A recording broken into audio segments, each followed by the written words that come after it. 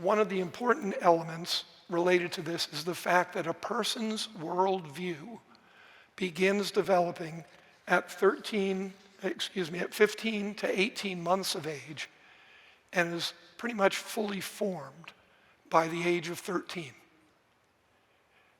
Your worldview was formed before you became a teenager.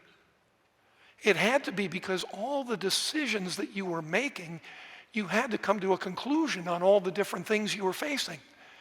And so eventually you developed your worldview through experience, through observation, through teaching, and many other things.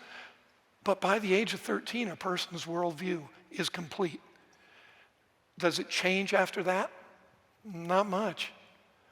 We did a longitudinal study related to worldview, tracked people over the course of 30 years of their life.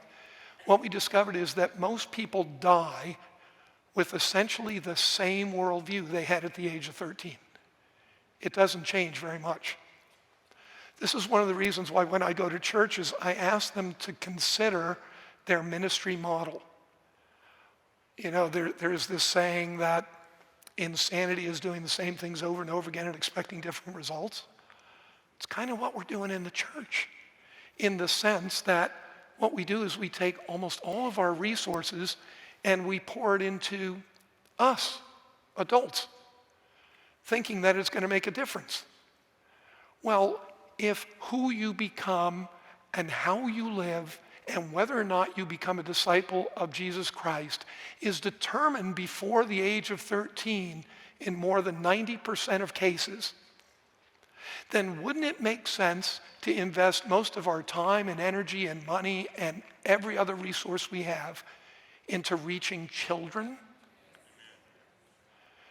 Now, that doesn't mean that we shouldn't minister to adults, but it means that we should be ministering differently to them. Because remember, if what we're saying is that our culture is deteriorating because of the bad decisions that people make in that culture, and that they're making those decisions on the basis of their worldview, and their worldview is developed before the age of 13, you can fund all the government programs you want. It's not going to turn our nation around.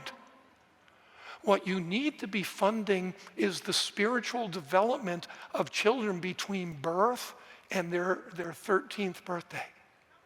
If you do that, you have a great chance of turning around the culture.